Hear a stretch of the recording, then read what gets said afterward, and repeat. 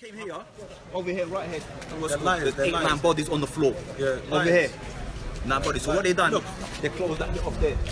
Look, they're hiding stuff, bro. They're hiding stuff. You know why?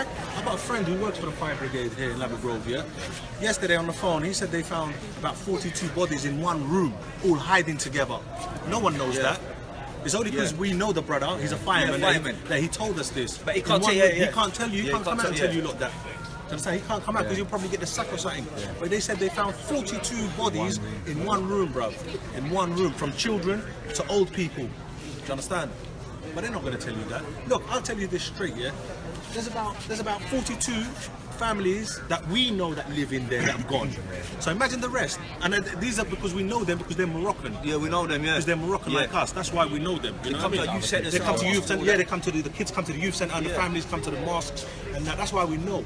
But they're not letting you. They're not telling you all that. They're not telling you the truth. They're not telling you the truth. But you know what they said, and that's the worst thing about it, not having the truth. Said everyone there, no one died by getting burned. Everyone died first because of the smoke, inhaling the smoke. We got one of our family, the girl. They rang her out. They took her to the hospital. She's in a coma. Yeah, because of the smoke. One of them, they started blood coming out from her nose. Yeah, blood coming out from her nose. If you don't want the real story, you have to go to the people that live here and know people here. We was here in the beginning. Do you understand? You got to go to the people that were coming out of the mosque and running up the building, and the police stopping them from going up the building. And yet they still went up there and got people out. You understand? There was disabled people. There's disabled people on the highest floors. You need to know people that live here. When we brought out the guy, the disabled guy, when we brought the disabled guy, it was him, his wife, and his 3 kids. He came out, he was disabled. He said, I don't know how I made it from the other floor. He came out, we took him to the rugby club. After that, they put him in a hotel. We went to see him in the hotel. He said they've given us no food, no water, no clothes, no time, nothing for 2 days until we went there and we gave him. Do you want to hear something? Do you want to hear something else funny? You know the water on the top floor stopped working. There was no water on the top floors, you know that? Because why? Everyone's trying to open water to wet up the towels. Because everyone's doing it, there was no water coming to the top. Yeah. So people had no water at the top. You open the taps and there was no water coming out. Everyone was saying it. Look, for you to get the proper and the real stories, you must go to the people that live here. Do you understand? And know people not the BBC and Sky. Yeah, forget that. They're lying. Honest to God, I swear they're lying. Because I've been watching it on the news. We was there in the beginning. Do you understand? And what they're saying on the news and what you're seeing down here, 2 different things. 2 different stories. 2 different things. It's 2 different stories. You've got to go to the people that live here or have their families and loved ones that have been lost in there. You understand? They're the people that are going to tell you the truth, because the rest ain't going to tell you the truth. They don't even know what's going on, half of the people. Don't get me wrong, they just come for their condolences and all that. We appreciate that. But you got to speak to the people who've lost family in there, and friends and loved ones. You know what I mean? That's the people you got to speak to. Look, private ambulance, you know what that means, isn't it? Look, there's a private, you know what that's a coroner, you know what that is? That's the coroner's ambulance. Do you understand? They're not telling you how many people really. And what they said now, what's going to be left is only bones. It's going to take a long time to investigate what's going to do to the person and stuff like that. Only bones, identify. And they're telling me for £2 extra, which would have cost £5,000 all in total for the new for fire-resistant cladding for the whole building, just an extra £5,000. And you know, to put a sprinkler system in, it would have cost 200 grand. They gave them 10 million to do that. So, and they only spent 8 million or something like that. So where's the 2 million go? Someone's pocket. Like I said, if this building here was in Chelsea or Knightsbridge, it's a different situation. If this same building here was in Canary Wharf, I'm sure, and you lot know, because poor people live here. They could have went out like that. They would have put the cladding, what's called, in Canary Wharf like that. Definitely, not Canary Wharf. Not Chelsea, not Knightsbridge. I see a picture over there of a helicopter, yeah? Honest to God, a helicopter. It's not, he said it's not here in this city. There's a helicopter with water coming out of it. Why wasn't it used here? We're London, bruv. This is London, you know? And we've got helicopters with water coming down. You got a fireman and he's spraying, and it's not even reaching half of it. Nothing, it was a joke. Nothing. It was a joke. If you would have seen it, you would have been. It's got to be more than this. You need more than this. We're in the UK, man. We're in the UK. Come on, man. And in London, bruv. And in the richest borough in the UK. In Europe, they said Europe, this is the richest borough in Europe. Let me tell you about something about this borough. This borough here, if you're broke, if you ain't got enough money, this is what they do to you. Like what they done to us. They ship you out to Barking and Dagenham and outside Ilford and them places there. You understand? That's what they do. At the moment, this is my borough, but I don't even live in this borough because they ship me out. Yeah, they're getting all the poor people out of here. That's what they do, bro. That's what they do. Because we can't pay, we need the subsidies to pay for the rent. Do you understand? We need government subsidies to pay for the rent. Because we're them type of people, innit? They said that building was an eyesore. My whole life I lived here, bro. It wasn't an eyesore to me. I never saw it as an eyesore. We played here football all my life in the Westway and that. That was no eyesore. They made it look nice for the rich people when they drive past. It don't have to be a sore on the eye, you understand? And that's not fair.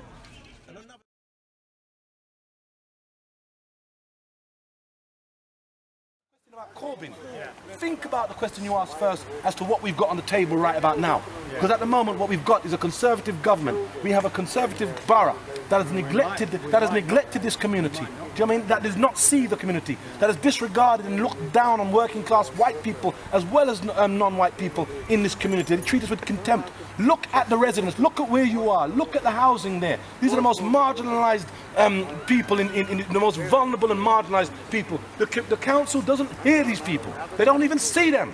That's why they went and spent 10 million on the facade of a building rather than putting sprinklers and fire alarms. Because they're much more concerned about the aesthetics of an exterior of a building as to how rich residents in this borough sees that as an eyesore and how they can pad that up and ignore the rights of the people inside. That is the reality. So when you talk about, is this Corbyn, this isn't political. Do you know what I'm saying? This isn't a political issue, it's about people's lives. Look at a burnt out building, it's a monument. Do you know what I mean? It stands as a permanent exhibition until it's demolished. Do you know what I mean? People wake up in the morning, they've got to see that. And every time they see that, they see how marginalised, disenfranchised and divided they would like this community to be. But when they woke up in the morning, what you saw was not just black, white, Muslim, Christian, you saw rich and poor. Because they've been rich people in this community living cheek by jowl with poor black people for generations. This community, when we talk about community, and people like to throw around and take ownership of this community. So when they say, we are in this community, and you see a black person, you think, you're about the black community. Community is made up of layers of people. You have the black community is made up of the African and Caribbean community, of which we have symbolic things like the carnival. You have the white working class community, which is symbolic by the market. You have the Moroccan community. You have the Somalian community. You have the Portuguese and Spanish community, which is symbolized by the delicatessens and the little coffee shops that they have on the Bello. And that, when it comes together, interfaces and becomes what we construct as a community. Even rich white people like David Wainwright, who's been around here for generations. That is the core and the heart of what we call this community. Everyone else who comes in and buys in because they've seen the movie or they think it's a trendy area because the media says, look how wealthy it is, and these people come in and they sit down in the Bugattis and the Ferraris and the Porsches and they make no effort to integrate. This isn't a race thing. This isn't black or white. Do you know what I'm saying? It's a class thing. The borough with Victoria Borwick, that MP, she didn't speak to these people. Victoria Borwick speaks to those people in Chelsea. Emma Dent-Coed, the MP, speaks for these people. Do you know what I'm saying? Do you want to just say what you said about the building on camera? What about the building on camera? It's on camera there. What do you mean? What's it on camera? No, you should have had your camera. Well, you man, you see, you guys have the mainstream. The mainstream, no problem. No problem. You can pull out your camera. But what's your response? The mainstream media's dropped the ball. That's why social media. What is your response to what he said? How do you feel about what he just said about this area? Why is it a class thing? No, what's your personal view? We have people who have a certain amount of income. When the average property price in this area is 1.2 million, who do you think can buy it? When we talk about class, and some people say it's not about class because some of the people who own properties in that building had the right to buy and they own the property. Do you think any rich white man's going to go and buy a house in Grenfell Tower? That was still the white working class, the aspiring white working class, the aspirants who Thatcher convinced to go and buy their own home. So they go and buy a house on the 31st floor of some housing estate and believe they're now arrived. Nonsense, they're just as poor and working class, only that they own the property deeds of their house. Say your name first and spell it, so they've got your name. My name's Ishmael Blagrove, Blagrove. In what ways is this side of the borough treated differently? It's not about sides, because what you have is, you have rich and poor living cheek by jowl. You may have a man living in one social housing there, and a man who owns a million or a 3 million property right next door to him. Do you know what I'm saying? It's not about that. You know, understand it. What we have is, in that same dynamic and scenario that you've just raised, what we have is a situation whereby the council listens to the man who owns his house as opposed to the man who's in social housing. That is where the crisis in this country is coming from, whereby the marginalised, the disenfranchised, the voiceless people are not heard, and the only people you have to have a certain income or be connected to certain people before you're even heard. And what we have is you have poor working class people in this community who need to be legitimised by some cut glass accent before people take them seriously. Do you know what I'm saying? That's the bullshit. and fuckeries that's going down. Can I ask, what do you I know you just said it, but we weren't putting it. How do you feel when you look at that building now? What do you mean, how do I feel? How do you feel? Look at when you can look at that building, you can tell me how you feel, and times that by 1,000. Do you know what I mean? It's people. It's not just looking at the building and saying how do I feel. It's looking at the building and knowing that I know people who died in that building. Everyone, every resident, every person who can call himself a part of this community of Notting Hill would have at least known one person in that building. In the morning when it was time, when I've seen all this stuff breaking out, news and people calling me at 1:30, 4 o'clock, and all the rest of it, and I recognised that just the locality that my daughter couldn't come to school. She goes to school in one of my children that I look after goes to school in Avondale. Do you know what I'm saying? See, and as soon as I said to her, listen, you can't go to school, she said, why? I said, because there's been a fire. She looked at me and said, my God, my children, my friends are in the school, my friends are there. So she started getting to hyperventilating and all that. Look at how it affects this community. So when you say to me, what do I feel? Do you know what I mean? I feel the pain of knowing people who've died in that attack. Yesterday I was sitting down in my house with a friend of mine, and as we sat down he was saying, well, what's happened to Khadija Say? Khadija Say is this breaking artist. She's a young artist just breaking. She's had her first exhibition in Venice. What's happened to her? And she's been messaged on social media that she's alive, then that she isn't, she's unidentified, that no one knows where she is. And just as we're talking about this, we get the breaking news on the story, and they put a picture of her on the news saying that she's been one of those who've been identified as a victim. Not necessarily a friend of mine, but we'd have known her. These are people that we are acquainted with and know. Do you know what I mean? Others who would have been friends with them. Another friend I heard jumped from one of the floors. Do you know what I mean? This is the sort of story, the backdrop, do you know what I mean, to these images that you have. You're down here and it's just some sort of feeding frenzy for you to sort of get a new sensational story which you might make your career in terms of breaking this, giving a nice news report. This is a reality that people have to live here day in and day out. People know this. Do you know what I'm saying? It is not just a story. And when we look at this situation, we see that a situation which has been brewing for years. We see something whereby the residents have been complaining about it for years. We see whereby the residents have commissioned their own independent reports in terms of the health and safety, the fire risks in that building in particular, but not just that building, in terms of Silchester, Warnington. There are other issues in terms of whereby they've been trying to knock down buildings. They use the term regeneration. Do you know where I'm coming from? Now, yesterday I watched on the media whereby some government, it was either Theresa May or some government minister, stands up and tells me about lessons must be learned. Do not dismiss or think you're going to bury this community in some hollow platitude about lessons will be learned. What lessons are going to be learned? Did you learn anything from Larkin Hill in Camberwell in 2009? You learned fuck all from that. Do you understand me? So don't come and talk about lessons going to be learned. Do not treat this community as some ignorant, low IQ community. Do you know what I'm saying? We're not going to be dismissed with hollow platitudes which you used to bury and give those who are responsible. Do you know what I'm saying? You mitigate the responsibility of those who are responsible for those decisions. This is not a case of negligence. This is a case of corporate manslaughter.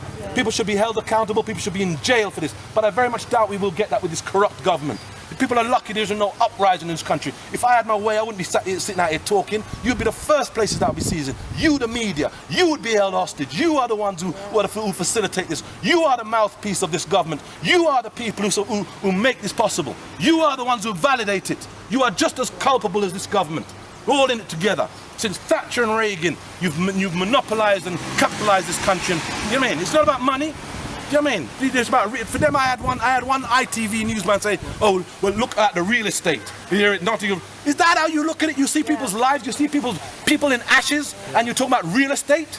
You're lucky you never get lynched. What do you want to happen? What do you want to happen now? What do you think? What do I want to happen? I want it to be a revolution in this country. I say fuck the media, fuck the mainstream. You don't deserve to be there. Do you know what I'm saying? I mean, we should be campaigning not to government, but to the BBC, who acts as mouthpieces for this corrupt government. Do you know what I mean? People need a revolution in this country, nothing short of that. And if this was any other country, there'd have been a revolution. We've seen how you, the mainstream media, have responded and reacted. For 2 years, you've hounded, demonised Jeremy Corbyn. And you said he was unelectable. He can't be, there's no possibility of this man being elected. And you created that narrative that people actually believed your bullshit for a while. But what this election has done is shown that people are immune. They were in bulletproof vests to you and the other billionaire sort of media owners and Rupert Murdoch and all those other motherfuckers. They're immune to that shit there. And that is the vote of confidence, not in terms of Jeremy Corbyn, but it dismisses May. But it also stands up to you as the mainstream media. I say you personally, but I'm identifying you as the mainstream media. Do you understand what I'm saying to you? I'm saying identify as the mainstream media. You are motherfuckers. You are a bunch of motherfuckers. I like you anyway. I like you too. I like you too. I like you fried, boiled, any which way I can fucking have you, motherfuckers. Jeremy Corbyn is round the corner. I know. I'm just with him. Yeah. Okay. I think you should interview you. Well, I'm not here to express opinions. Are you? Nice one. Take it easy. Do you have friends in the building as well? I'm a local person. Are you a local person? Yeah. I have friends in the building. They are my community. Yeah.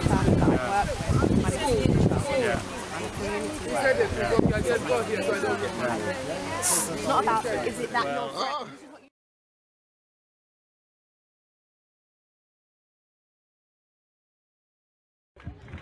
Assalamu alaikum, everyone.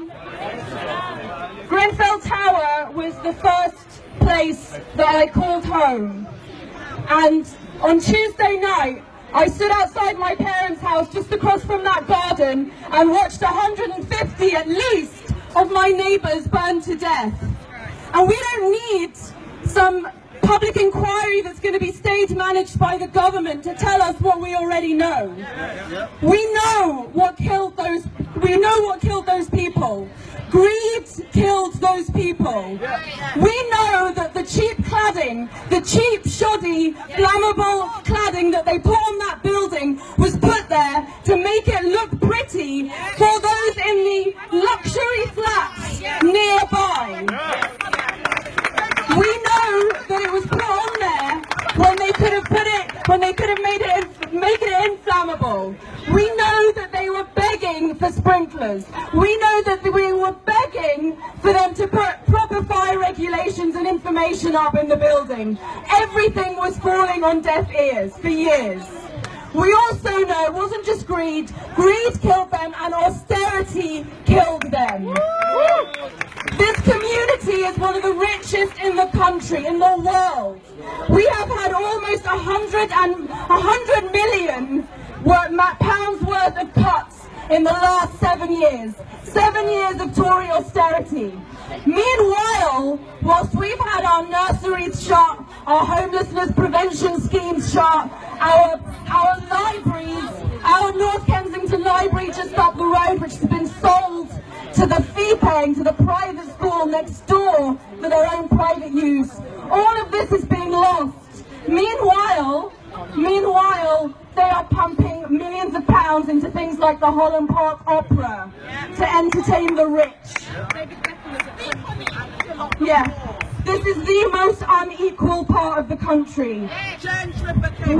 This isn't just about Theresa May, this is about the entire ideology of the Conservative Party, which is about putting profits before people.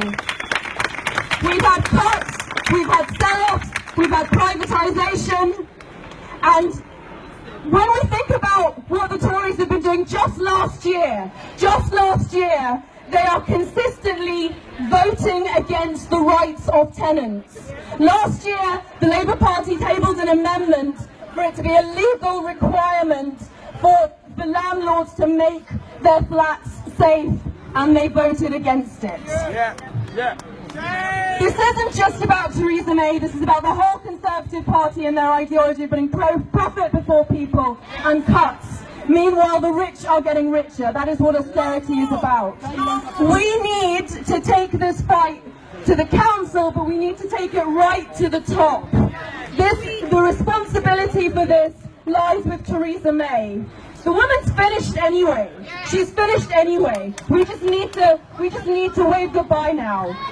What we need to do is for all of us across the country to get on the streets, and there is a demonstration that's been called nationwide on the 1st of July. Not one day more of this government. Not one day more. Meeting at Portland Place. Everyone be there. We need to be there. Bring a Justice for Grenfell block to march with us on that day. Address again. What time was it? Portland Place, outside the BBC building, so they can't ignore us. What time? 1st of July, 12 o'clock. Okay? Outside, it's an Oxford Circus outside the BBC building. We need to take this fight to them. For Grenfell, for every immigrant that's drowned in the ocean, for every disabled person who's committed suicide because of disability cuts. I work in mental health, this is happening. For every single one of these people, we need to take this fight to the government. Enough is enough.